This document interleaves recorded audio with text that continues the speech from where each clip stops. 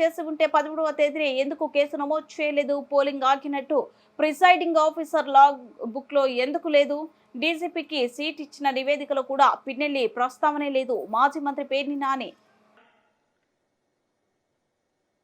VRO గారు ఏది Palvai gate polling station number 202 presiding officer గారు విఆర్ఓ గారు ఒక రిపోర్ట్ పంపిస్తారు పోలీస్ స్టేషన్కి. ఆ రిపోర్ట్లో ఏమని ఉంటుందంటే గుర్తు తెలియని వ్యక్తులు ఓటింగ్ మెషిన్ని ధ్వంసం చేశారు అని ఉంటుంది. దాంట్లో ఎక్కడా కూడా పిన్నెల్లి రామకృష్ణారెడ్డి ఎమ్మెల్యే వచ్చి ధ్వంసం చేశాడని పోలింగ్ ఆఫీసర్ కానీ ప్రిసైడింగ్ ఆఫీసర్ కానీ లేదా స్థానిక విఆర్ఓ కానీ పాల్వాయి గేట్ విఆర్ఓ కానీ ఎక్కడా మెన్షన్ చేయరు. మరి అక్కడ పోలింగ్ బూత్లో ఉన్న పోలీసులు ఉన్నారు కదా, ఎవరు మాట్లాడరు. ఎవరు కనీసం ఎమ్మెల్యే గారు పాల్గొన్నారని కూడా ఎవరు ఒక్కరోజు కూడా మెన్షన్ చేయలేదు. కనీసం రాతపూర్వకంగా కూడా రిపోర్ట్లో కూడా ఎమ్మెల్యే పేరు లేదు. మరి ఇంకొక ముఖ్యమైన విశేషం అందరూ గమనించాల్సింది, ఏదైతే ఇవాళ పాల్వాయి గేటులో పోలింగ్ స్టేషన్ నెంబర్ 202లో MLA Pinnelli Ramakrishna Reddy garu polling machine ఏదో ధ్వంసం చేశారని చెప్పని ఇవాళ పేపర్లు టీవీలు అల్లరి చేస్తున్నాయో, అక్కడ పోలింగ్ ఏమన్నా ఆగిందా? ఒక్క గంట పాటు ఏమన్నా పోలింగ్ ఆగిందా? నమోదు అవ్వాలి కదా, పోలింగ్ ఆఫీసరు పోలీసులు రికార్డ్ చేయాలి కదా. ఇదిగో ఇన్ని గంటల నుంచి ఇన్ని గంటల వరకు పోలింగ్ ఆగిపోయింది. ఆగిందా? నమోదయ్యిందా? రికార్డ్ అవ్వాలి కదా.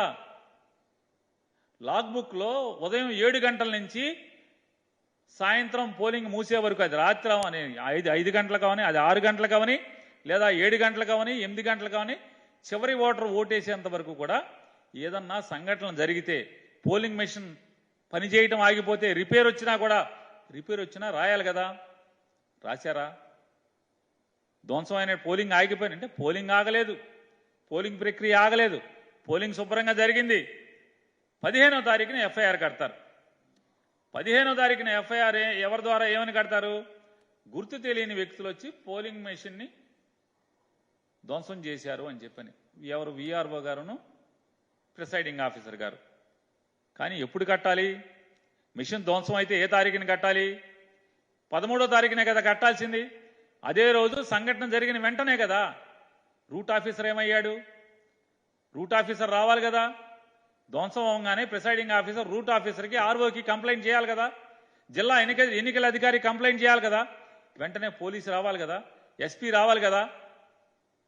ఎవరు రారు. ఎవరి దగ్గర రికార్డ్ అవ్వదు, ఎవరి దగ్గర రిజిస్టర్ అవ్వదు. కనీసం 13వ తారీఖు ఎఫ్ఐఆర్ కూడా అవ్వదు, కంప్లైంట్ ఉండదు 13వ తారీఖు. మరి ఎమ్మెల్యే నిజంగా ధ్వంసం చేస్తే మరి 13వ తారీఖున ఎఫ్ఐఆర్ ఎందుకు కట్టలేదు? ఎందుకు రిపోర్ట్ చేయలేదు? పోలింగ్ ఆగినట్టుగా ఎక్కడా కూడా మీ లాగ్ బుక్లో, ఆ ప్రిసైడింగ్ ఆఫీసర్ లాగ్ బుక్లో ఎందుకని నోట్ చేసుకోలేదు? పోనీ టీడీపీ ఏజెంట్లు ఏమన్నా కంప్లైంట్ చేశారా? రాతపూర్వకమైన కంప్లైంట్ ఉండాలి కదా. దాంట్లో టీడీపీ ఏజెంట్లు ఉన్నారు కదా, లేదు కదా. మరి 13వ తారీఖున ఎఫ్ఐఆర్ ఎందుకు కట్టలేదు? కంప్లైంట్ ఎందుకు జరగలేదు? జరగకపోగా 15వ తారీఖున ఎఫ్ఐఆర్ కడతారు. దాంట్లో ఎమ్మెల్యే గారి పేరు ఉండదు, పిన్నెల్లి రామకృష్ణారెడ్డి గారి పేరు ఉండదు. 17వ తారీఖున సిట్ కాన్స్టిట్యూట్ అవుద్ది. ఈ గొడవలన్నీ కూడా టీవీల్లో చూసిన తర్వాత election commission of India direction మేరకు సిట్ కాన్స్టిట్యూట్ అవుద్ది. డీజీపీ గారు ఒక సిట్ని కాన్స్టిట్యూట్ చేస్తాడు, స్పెషల్ ఇన్వెస్టిగేషన్ టీమ్ని. 17వ తారీఖే సిట్టు మాచర్ల, అనంతపురం, తిరుపతి అన్ని వెళ్ళిపోతుంది. అక్కడికి క్షుణ్ణంగా అన్ని ఊర్లు వెళ్తారు. గొడవలు జరిగిన అన్ని చోట్ల విచారణ చేస్తారు, క్షుణ్ణంగా అధ్యయనం చేస్తారు. 18వ తారీఖున సిట్ వచ్చి మాచర్ల వెళ్ళొచ్చి డీజీపీ గారికి ఒక రిపోర్ట్ కూడా ఇస్తారు. ఎక్కడా వీటిలో 13వ తారీఖున ఇన్సిడెంట్ రోజు ఎఫ్ఐఆర్ అవ్వదు.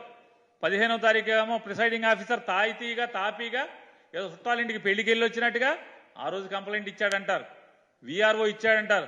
దాంట్లో గుర్తు తెలియని వ్యక్తులు అంటారు. అంటే ఎమ్మెల్యే ఎవడో తెలీదా? విఆర్ఓకి ఎమ్మెల్యే ఎవడో తెలీదా? ప్రిసైడింగ్ ఆఫీసర్కి ఎమ్మెల్యే ఎవడో తెలీదా? నిజంగా మరి బదలు కొట్టుంటే మరి ఎమ్మెల్యే పేరు ఉండదు. 17వ తారీఖు సిట్ వెళ్ళింది కదా, మరి ఐపీఎస్ ఆఫీసర్లేగా ఏదోటి అక్కడ ఏం జరిగిందో పగలేద్దామనే కదా వెళ్ళారు. మరి ఎమ్మెల్యే వీళ్ళు సిట్ వెళ్తే ఎమ్మెల్యే పేరు ఏమన్నా దాంట్లో జరిగింది ఎవరన్నా చెప్పారా? కొన్ని సిట్టోళ్ళు వచ్చి 18వ తారీఖున డీజీపీకి ఇచ్చినట్టు దాంట్లో ఇట్లా ఎమ్మెల్యే మెషిన్ బాధలు కొట్టాడండి అని చెప్పిన ఎప్పుడు ఆ దాంట్లో చెప్పారా? మీడియాకి కూడా మీ అందరికీ కూడా సిట్ వాళ్ళు మీకు ఒక ఇది ఇచ్చారు. వాళ్ళు గమనించినటువంటి డీజీపీకి ఇచ్చినటువంటి ప్రిలిమినరీ రిపోర్ట్లో ఏమేమి అంశాలు ఉన్నాయో మీకు ఇచ్చారు. దాంట్లో ఎక్కడ కూడా ఓటింగ్ మిషన్లు పగిలినాయి అని కానీ, దాడి జరిగిందని కానీ, దాంట్లో ఎమ్మెల్యే పాల్గొన్నాడు, పిన్నెల్లి రామకృష్ణారెడ్డి గారు పాల్గొన్నాడని కానీ ఎక్కడ